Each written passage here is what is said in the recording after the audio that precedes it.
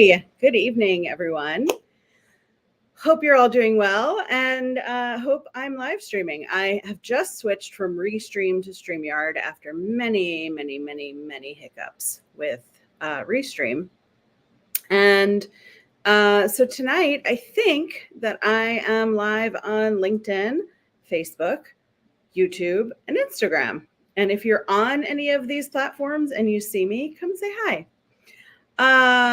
Welcome in. If you've never joined me live before, I am Lauren Lefkowitz. I'm an executive coach.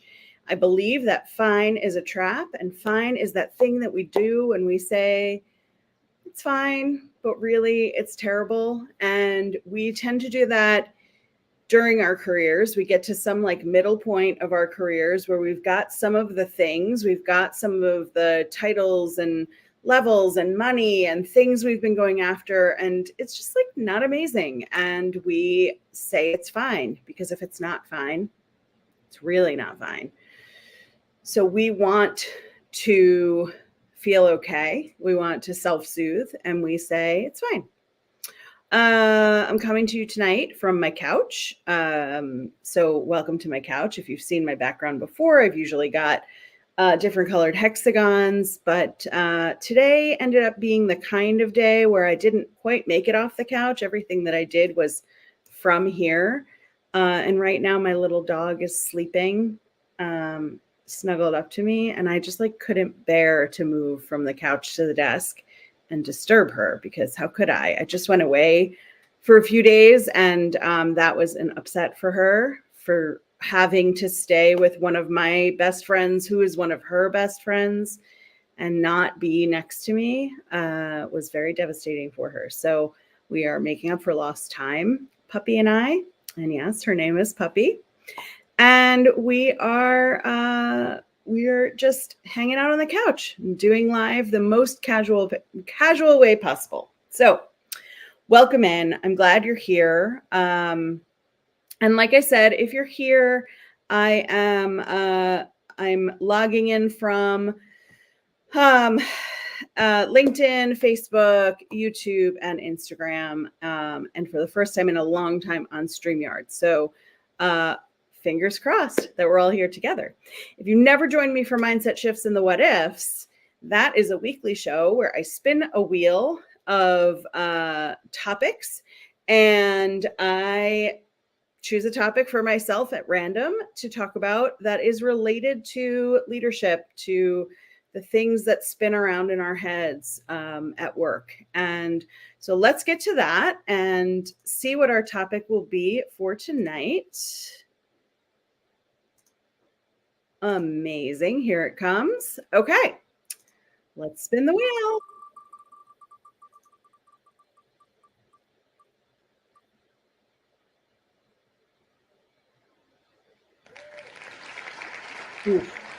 Why we're scared we'll get fired is going to be our topic for tonight. So that's a fun topic. I mean, it's like not that fun. Nothing is like super fun about talking about potentially getting fired, but it's a fun topic for me to talk about because we live in a world where we come out of school, whatever level of school we complete, we come out of school, we go to work, we get some praise, we think everything's going to be amazing. And then at some point, for the first time, we get into trouble. And whatever trouble means to you, if you think about being at work and having your boss come to you and say, hey, I need to talk to you about something, or can I grab you for a minute, or we need to talk. Think about what comes to your mind. Think about what happens to your body when somebody says we need to talk, or I need to talk to you about something. And we have this like first run of fear in our work lives that something terrible has happened. We have done something so wrong that we can't correct it. We can't fix it. And we have ruined whatever our career was going to be. And that fear just sort of never really goes away. We live in this world where we think that at any age and any stage of our career, something is going to go so wrong that we're going to get fired, or we've had the experience of being fired.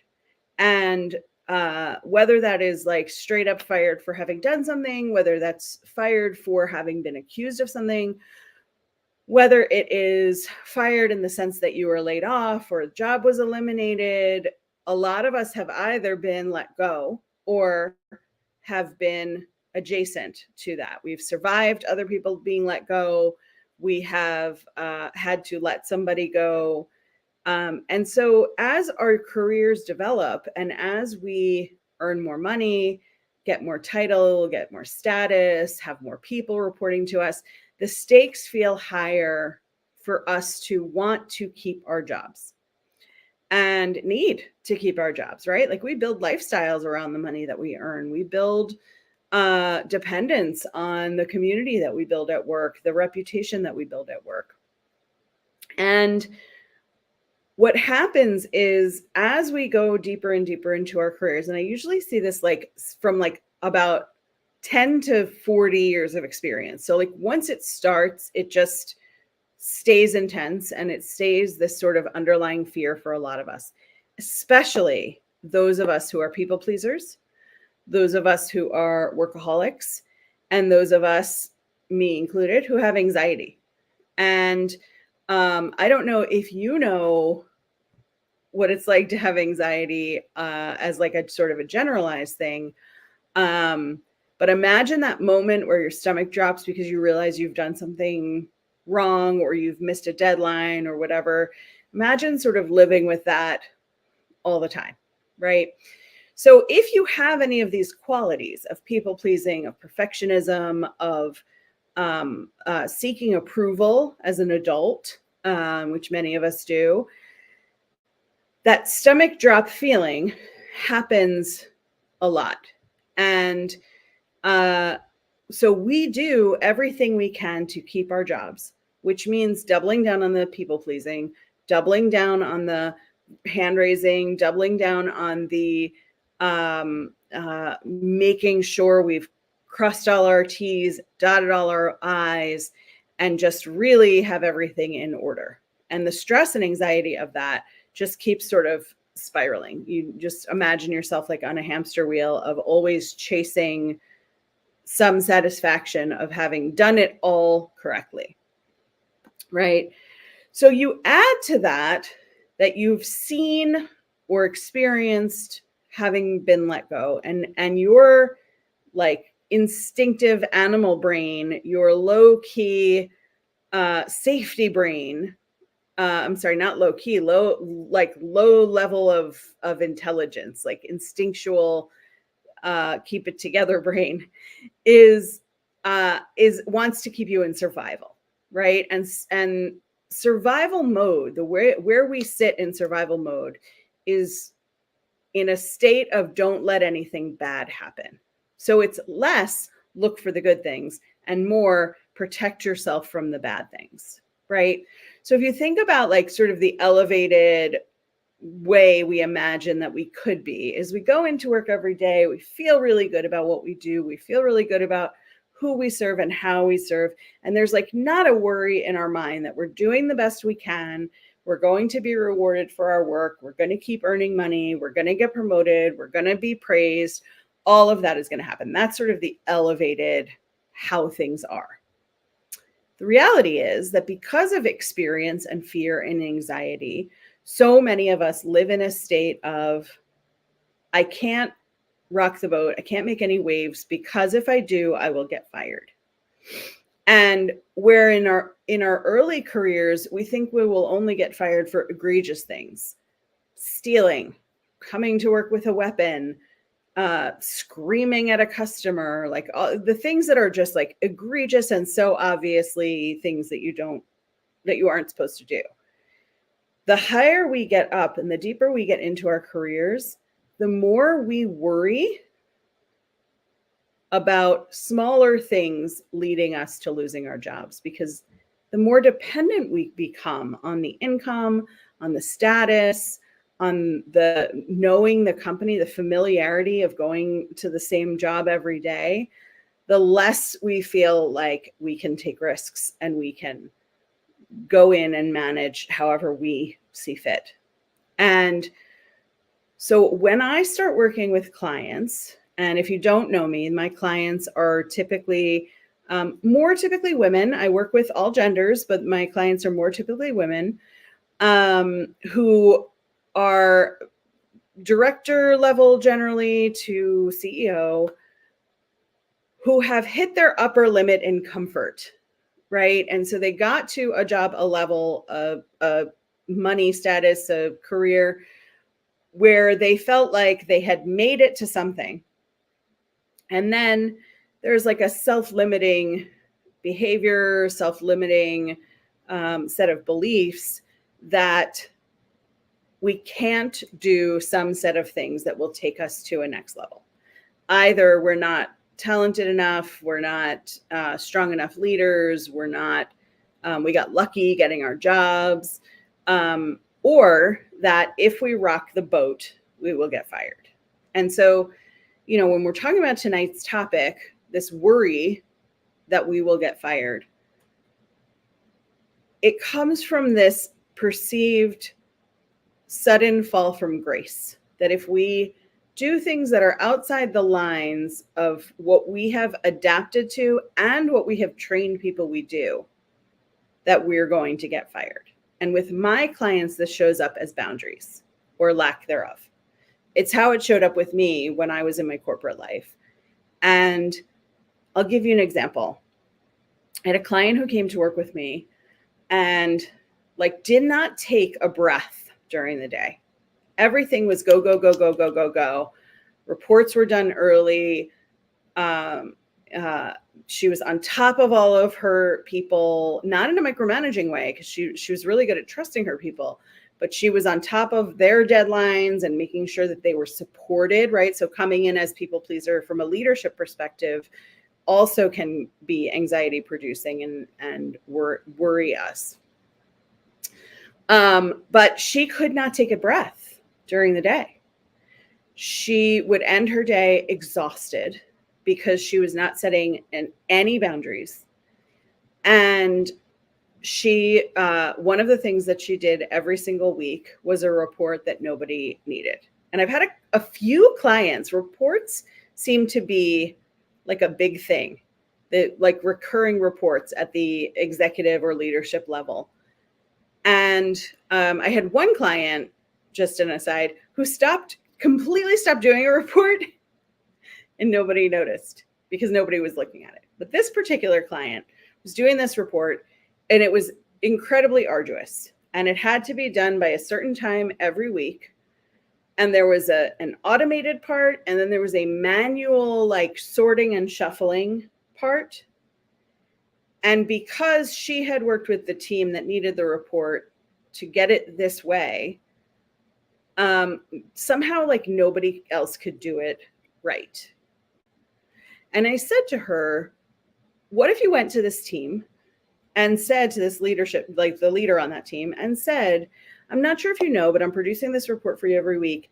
And because of the manual changes that we make to it, instead of it being an automated report that takes 10 or 15 minutes, it's actually taking me about 2 hours every week to prepare it for you in this way. What would it look like if I sent it to you as it was? Or I sent it to you with autofilter in it, or I sent it to you with these additional fields. And we were just talking about it. We were just having conversation about it in this like what ifs, right? And the name of the show, Mindset Shifts and the What Ifs. We always go to the what ifs first before we go to a mindset shift. Her immediate response was, oh my gosh, I would love to do that, but I would get fired.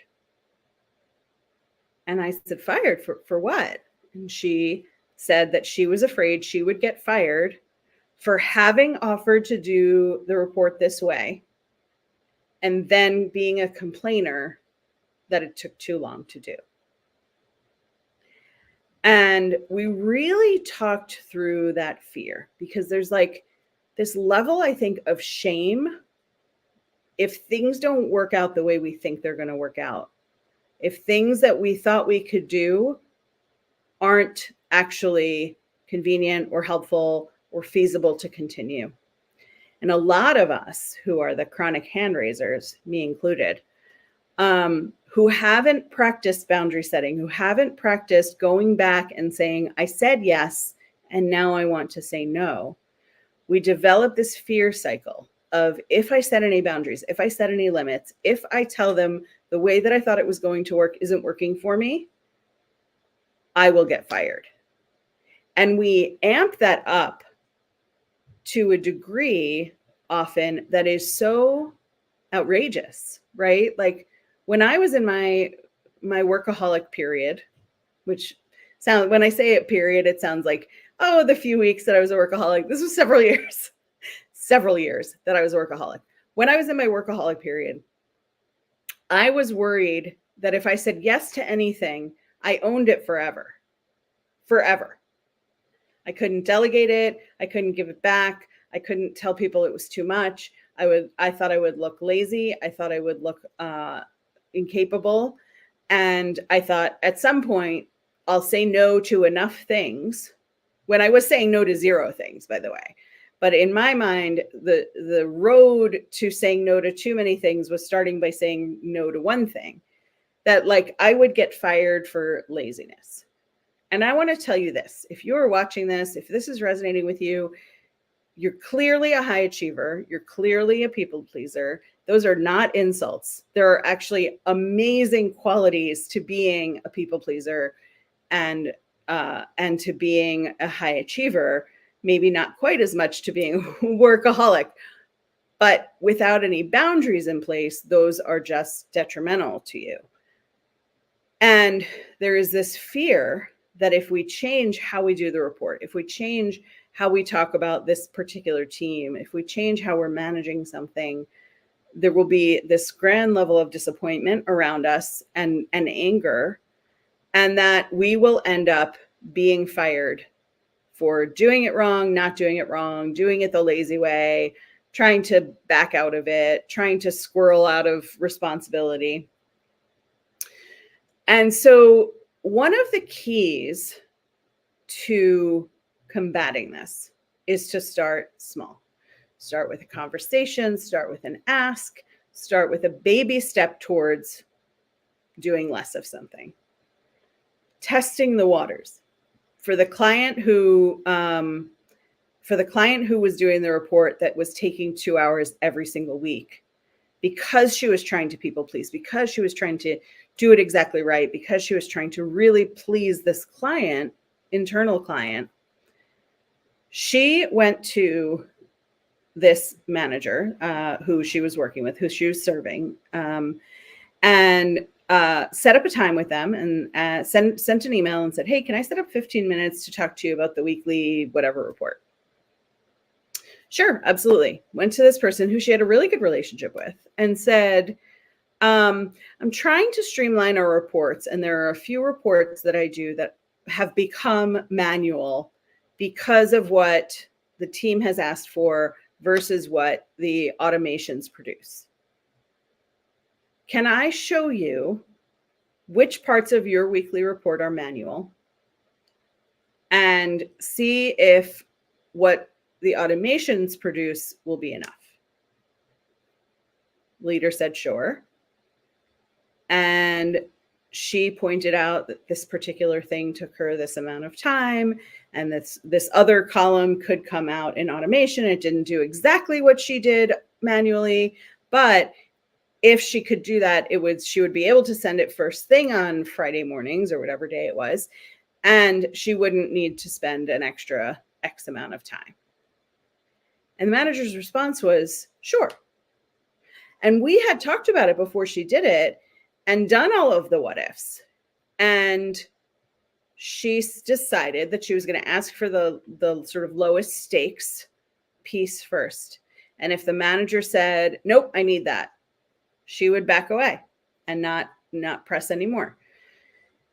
The manager said, sure. And so her if then was, if the manager says yes, I will ask about the other pieces that are manual.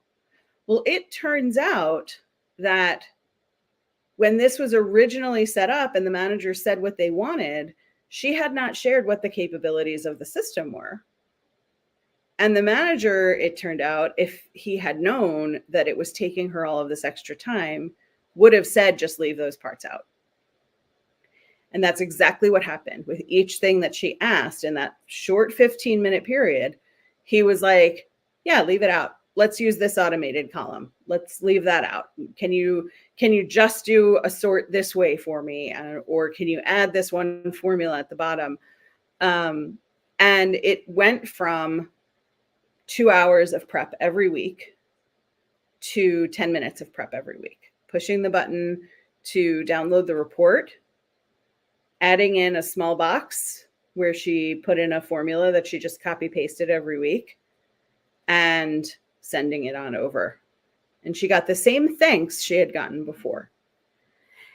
This led, of course, as it always does, this leads to where else can I set boundaries? Where else can I find time-saving things? Where else can I take a stand for myself?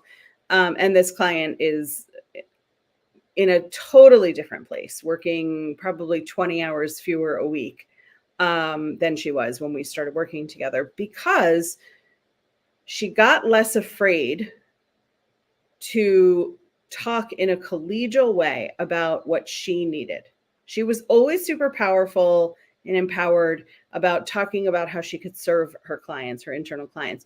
She was always super confident in talking to her team. It was only any time that there was something she handled directly. And this is what I see so often, is that when you're handling something directly, you don't want to rock the boat because you don't want to get fired, right?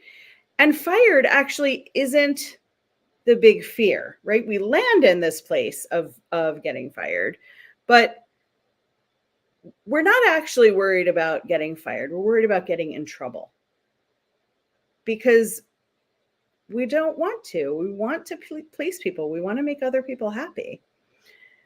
This is also, though, why having a coach, having an executive coach when you are an executive or when you are a leader can be so helpful, because you can talk to somebody like me who has been in the position of being afraid like this, being afraid to take a stand for yourself, being afraid to set a boundary, being afraid to come into the room and say, like, I need stuff too.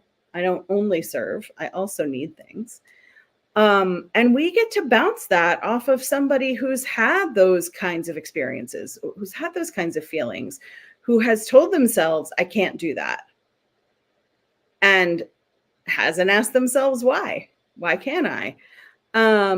So if this resonates with you, leave a comment on whatever platform you're watching this on. Send me a DM. Best place to DM me is on LinkedIn, but I do check all the platforms for DMs. And let me know what your thoughts are on boundary setting and that sort of worry, even though you're an executive or even though you're a leader with a lot of success behind you, that fear of, I'm going to get fired if I rock the boat. Would love, love, love to hear from you. Thank you so much for joining me tonight. I hope you have an amazing evening, and I will see you again next week, same time. Take care.